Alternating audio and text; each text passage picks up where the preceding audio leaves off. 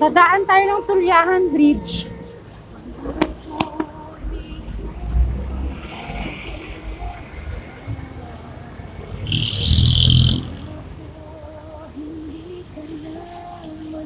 Isa pangakong magmula ngayon'y tayong dalawa. Tulyahan Bridge.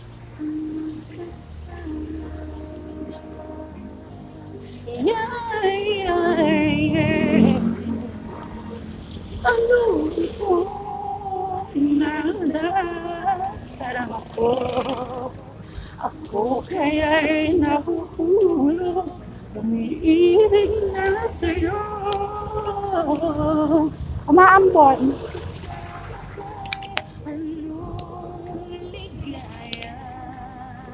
Umaambon kasi.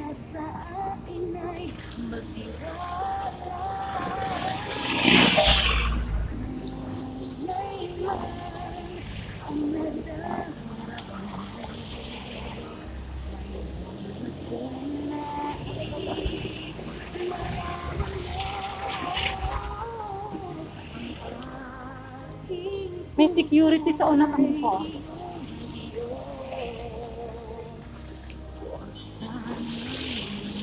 Security ako. Wala ko, hindi kita. Nakita nyo na? Pag naglalakad ako, may napunta sa harap ko para i-security ako. Para siyang may magnet. And kapag nahaktangan ko, yung hinaktangan niya, kasama ko na yung phone ko. Once na mahaktangan ko, yung hinahaktangan niya, para na siyang nasa katawan ko. And kahit umalis ko siya sa harap ko, may security na ako sa katawan.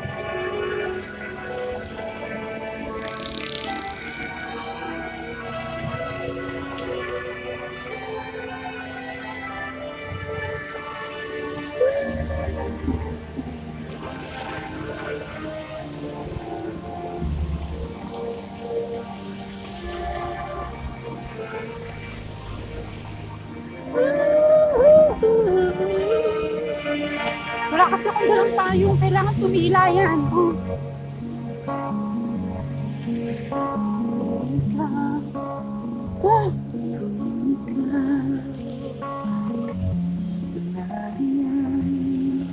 So, pagdating ko doon, baka na naman ako ng kulang.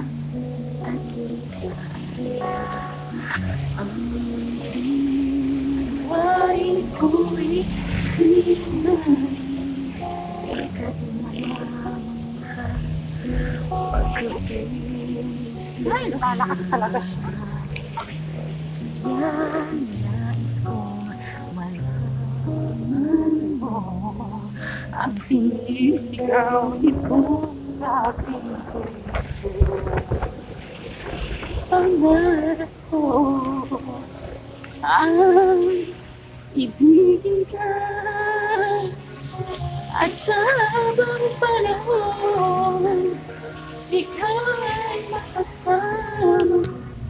Ikaw na lang ang siyang kulang sa buhay ko ito.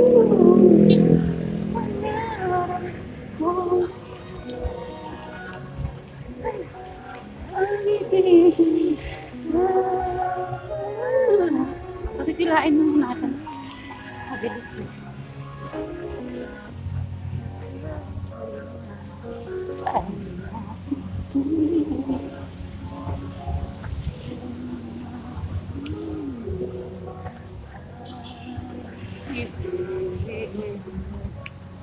Buhay sana naman isip.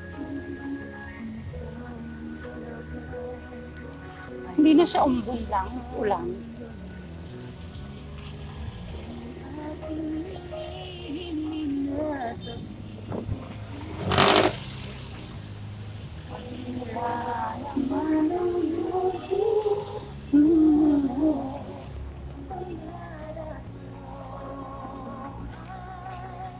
Ibigin ka at sa habang panahon, ikaw ay makasama. Ikaw na lang ang siyang kulang. Dito ako sa may Del Monte. Del Monte.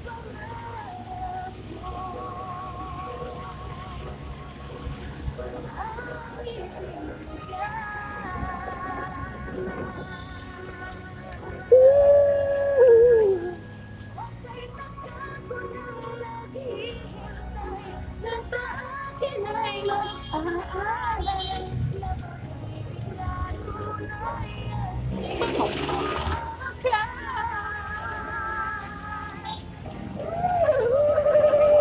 Ang narap ko, ibigin ka at sa habang panahon. Tagal? Kasama, ikaw na. Ang salamin na.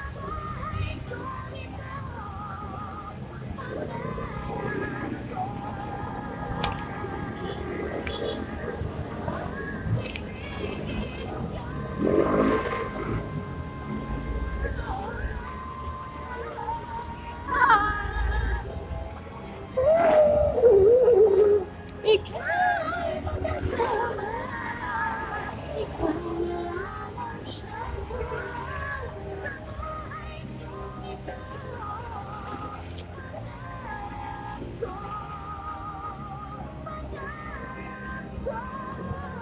Basta isang paling po, isang gagawin lang.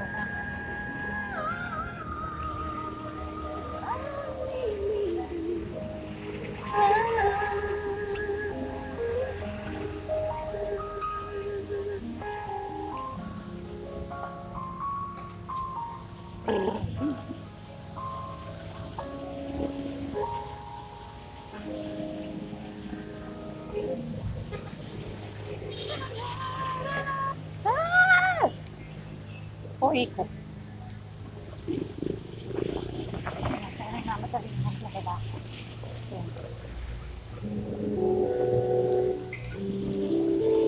Kinukross-cross nila kami. Hopefully.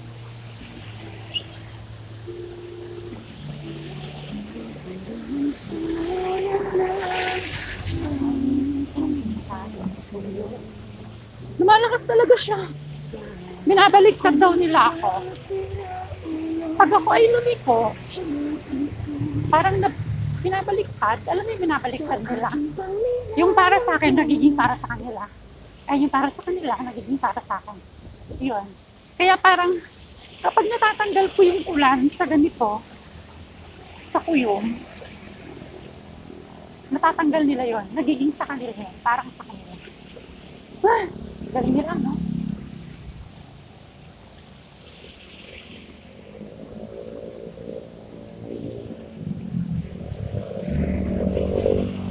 What's the meaning of that?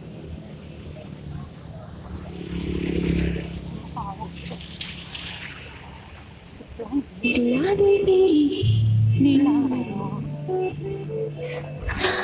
Baka sakaling meron Um, kung tatanungin nyo kung sino ba ang kalapit ko,